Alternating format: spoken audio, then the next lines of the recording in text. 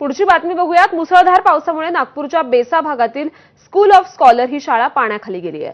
सुदैवाने पावसाचा धोका लक्षात घेता आधीच जिल्हा प्रशासनाने शाळांना सुट्टी दिल्याने मोठा अनर्थ टळला। दरम्यान बेसा भागातील स्कूल ऑफ स्कॉलर शाळेबाहेर सध्या काय परिस्थिती आहे याचा आढावा घेतलाय आमचे प्रतिनिधी तुषार कोहळे यांनी। मुसळधार पावसाच्या शक्यतेमुळे जिल्हा प्रशासनाने आज शाळांना सुट्टी दिली। मात्र बेसा भागातील स्कूल ऑफ स्कॉलर या शाळेचं चित्र जर का बघितलं तर लक्षात येते की जर का शाळा असती तर शाळेमध्ये विद्यार्थ्यांसाठी या पुरामुळे कसा धोका निर्माण झाला असता। आपण बघू शकतो की स्कूल ऑफ स्कॉलरचे या मैदानाचे हे दृश्य असेल, मुख्य दारासमोरची चित्र असेल की कशा प्रकारे इथे गुडघाभर पाणी साचलेलं आहे।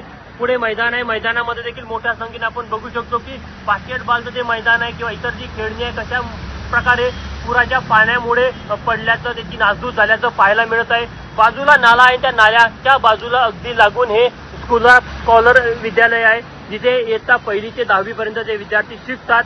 मात्र या संपूर्ण घटनेनंतर परत एकदा या शाळेत शिकणाऱ्या विद्यार्थ्यांच्या सुरक्षेचा प्रश्न निर्माण झालेला आहे। बघा, हे मुख्य द्वार आहे, मुख्य द्वाराच्या बाहेर अशा प्रकारचं चित्र आहे। इथे साधारण 2 फुटापर्यंत पाणी पाहायला मिळतं आणि शाळेच्या बाहेर म्हणजे मुख्य द्वारातूनच एक प्रकारे नाला किंवा पाणी इथं बाहेर जात आहे। त्यामुळे एक प्रकारे इथे नदीचं स्वरूप आलेलं आहे।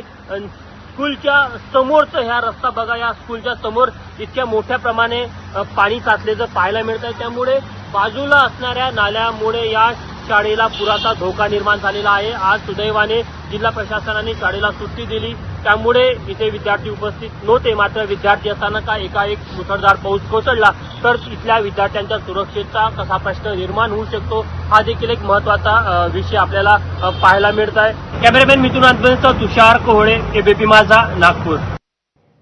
आणि यासोबतच बुलेटिनमध्ये एक छोटासा ब्रेक घेतोय। बघत रहा एबीपी माझा।